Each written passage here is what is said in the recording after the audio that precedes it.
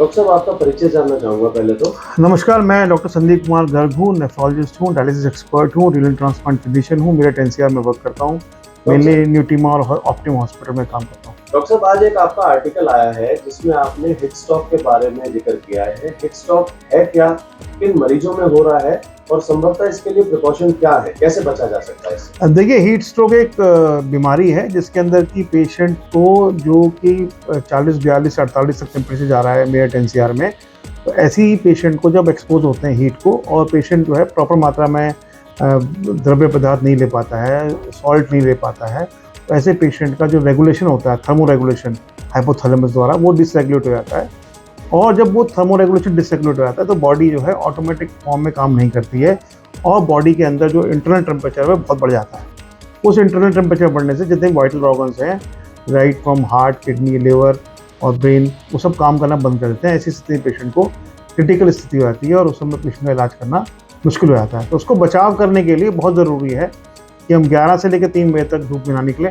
अगर हमें धूप में निकलना ज़रूरी है तो हम लोग प्रॉपर मात्रा में द्रव्य पदार्थ लें, नमक की मात्रा पूर्ण करें। ख़ास बात यह है कि जो आपके ये कोको कोला वगैरह हैं या ब्रेवरेजेस हैं या फिर आपके जो सोडा वाले जो प्रोडक्ट हैं उनको ना लें, क्योंकि ये नुकसान करते हैं, फर्दर डिहाइड्रेशन करेंगे आपका।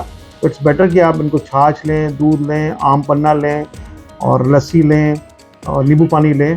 इवन जो आपके सोडा शिकंजी आ रही है वो भी ना लें और नॉर्मल जो फ्लूइड है वो लें, उसका इंटेक बढ़ाएँ।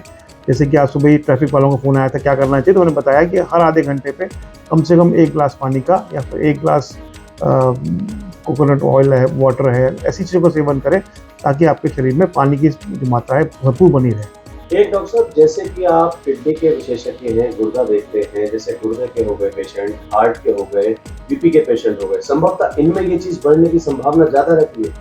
देखिए, कुछ पेशेंट जैसे हाइपरटेंशन के पेशेंट हैं, उनके अंदर पहले से डायरेटिक देते हैं हम लोग कभी-कभी। तो ऐसे पेशेंट को डायरेटिक अगर दे रहे हैं तो पहले ही थोड़ा फ्लूइड कम होता है। एसजीएलटी2 इन्हिबिटर दे रहे हैं, फ्लूइड कम होता है।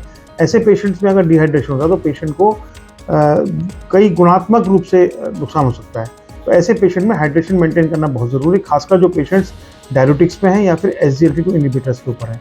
जैसे पेशेंट डायबिटीज़ का है, उसमें एसजीएलटी2 इन्हिबिटर चल रहा है, तो आपको ध्यान रखना पड़ेगा। पेशेंट को किडनी फेलियर है, एक्यूट एंड क्रॉनिक फेलियर हो सकता है। पेशेंट को सीवियर हीट स्ट्रोक है, तो उसमें एक्यूट किडनी इंजरी हो सकती है, एक्यूट रेब्डोमायलिसिस की वजह से। तो इन सब बातों को ध्यान रखना पड़ेगा ताकि आप गर्मी से बच सकें। और इस समय गर्मी बहुत ज़्यादा बढ़ रही है। कृपया अपने को सेफ रखें, हेल्दी रहें और फिट रहें।